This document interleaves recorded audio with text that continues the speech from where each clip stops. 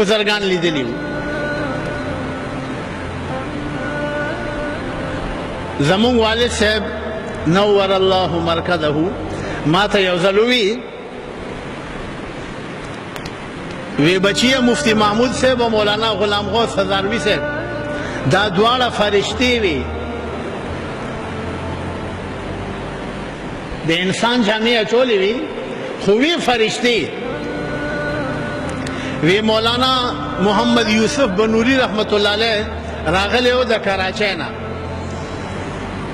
نو هغه به چې راغی نو زه به یې 3 ورځې د دارالعلوم سرحد نه چوټي کړم، بیا به هغه په دې بزرګانو ګرځېدو، دوستانو باندې ګرځېدو چې کوم هغه زمانه کې د هغه ملګري وو د دیوبند فارغ.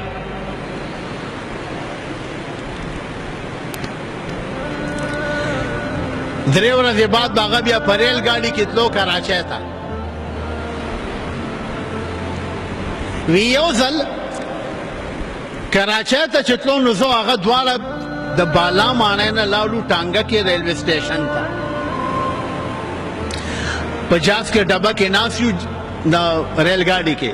ریل ګاډي روانېدو کې لا وخت او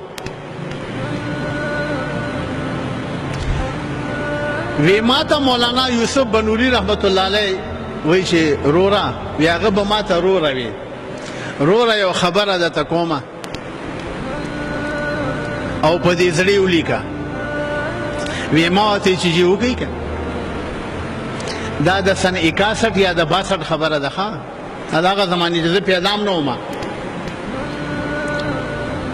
زه 62 کې پیدا یم، نو که 61 وي نو زما د پیدایش نه مخکې خبره ده. وی ما ته وایي چې دې زمانه کې مفتی محمود صاحب او مولانا غلام غوث هزاروی صاحب دا دواړه ډېر لوی خلک دي،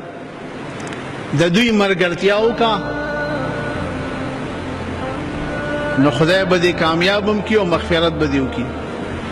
د دې ملګرتیا وکړه. وی ما ورته وی بیا راته داسې وکړه، داسې چې د مفتی محمود هر یو ویښته دا اسلام دی، دا ویښتې داسې ونیوه چې د مفتی محمود او د مولانا غلام غوث هزاروی هر یو ویښته اسلام دی. وی وروره د دې دواړو ملګرتیا وکړه که کامیابي غواړئ. وی ما ورته چې جی ولې نه غواړم. هغه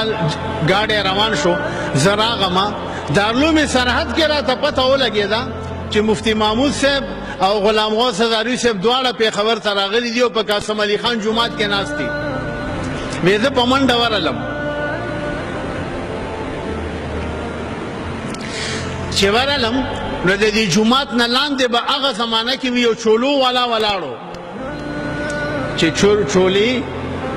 ستا غوندې کورخې مرخې چولې او کورخې او کچالان دا به یې خرڅوله. وی چې جومات ته ورننوتم نو د دواړو مخې ته د کورخو پلیټ او یو روټۍ په شکور کې پرته ده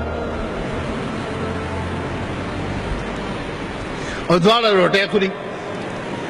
وی زه یو طرف ته کېناستم، د روټۍ ست خو یې ما ته وکړو، واقفیت خو نه و دواړو سره. وی ما ورته چې نه چې زه نه خورم. وی هغوی چې روټۍ وخوړله زه ورنږدې شوم، لاس مې ورسره میلاو کړو. وی ما ته وایي چې څنګه رالې؟ نو وی چې دا ټوله کیسه مې ورته وکړه د مولانا یوسف بنوري صاحب چې داسې اوس سهار لاړو کراچۍ ته، زه ورسره جاز ریل ګاډي کې ناست وم او دا خبره یې راته وکړه چې که خدمت کول غواړي د اسلام نو د دې دواړو ملګرتیا وکړه. دا ژوندي اولیا دي، دا ژوندي اولیا دي. وی ما مفتی محمود صاحب ته وی چې دا لاس را دې خوا که لاس را دې خوا که چې ما پکې داسې لاس کېږو. وی بیا مې غلام غوث هزاروي صاحب ته وی چې لاس را دې خوا که د هغه په لاس کې مې لاس کېږو. وی ما وی چې بس زه نن نه پس تاسو مرید یم.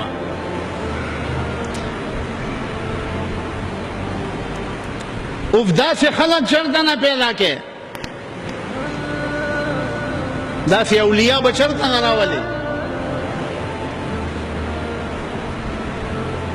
دکان کې ناس یو زم ناسمه ټانګه کې مولانا غلام غوث هزاروي صاحب راغی داسې دومره غوندې د لرګي بکسه ورسره وه دکان ته راننوتو زمونږ والد صاحب ته وایي چې بجلیګر مولانا دې ټانګېوال ته اتانې کې ورکوه د ازاري و که نه نو پښتو هم داسې انکو غوندې وه دې ټانګېوال ته کې اتانې ورکوه مولانا صاحب ما ته اتانې راکړې نو ما هغه ټانګېوال ته ورکړې او ټانګه لاړه غلام غوث صاحب په د مولانا صاحب په کرسۍ کېناستو او به تسبیح روخ کې تسبیح اړولې بیا ورته وایي چې بجلیګر مولانا زه جنګیر پورې نه کې راتلم نو ما سره کې جیب کې پیسې نه و ما وی چې ځه مولانا بجلیګر ته به ووایم چې دې ټانګې والا ته اتانې ورکه درې ځل د قومي اسمبلی ممبر و ښه درې ځل او حال دا دی چې جیب کې اتانې نشته چې ټانګېوال ته ورکي درې ځل د قومي اسمبلی ممبر و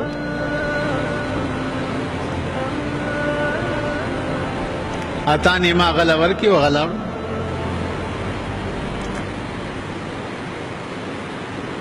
نو تاسو اندازه ولګوئ چې که اولیاء داسې ني نو بیا به څنګه وي چې درې ځل یو سړی د قومي اسمبلی ممبر وي او د هغه په جیب کې اتانې نه چې ټانګېوال ته ورکړي نو دی به بینک بیلنس پرېږدي وایي چې اساسي ولټوئ د هغه اساسه خو بس یو قبر وي نو هغه خاورې راوالي هغه په تله کې وتلئ چې دومره سره زر د ده په خاوره کې په قبر باندې پراته دي او دومره اساسه یې ده نور څه دي خو لکیر کا فقیر دی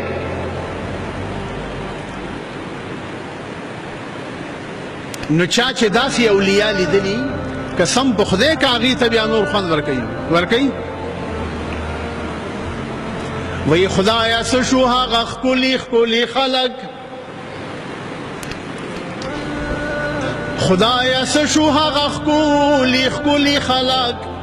په ظاهر په باطن سپین سپیڅلي خلک خدایا څه شو هغه ښکلي ښکلي خلک په ظاهر په باطن سپین سپیڅلي خلک هیڅ روزګار مې له دې خلکو سره ناشي هیڅ روزګار مې له دې خلکو سره ناشي جړوي مې هغه تللي تللي خلک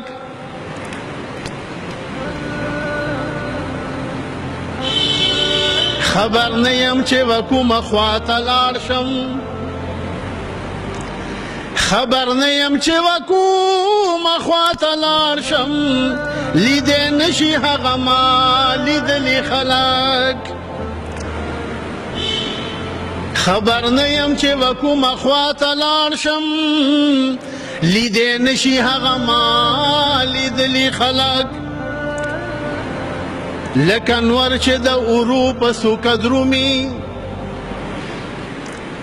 لکه انور چې د اورو په څوکه درومي هسې درومي په دنیا راغلي خلک لکه انور چې د اورو په څوکه درومي هسې درومي په دنیا راغلي خلک دریغه یو ځل خو بیا په جهان راغی دریغه یو ځل خو بیا په جهان راغی له جهانه په ارمان وتلي خلک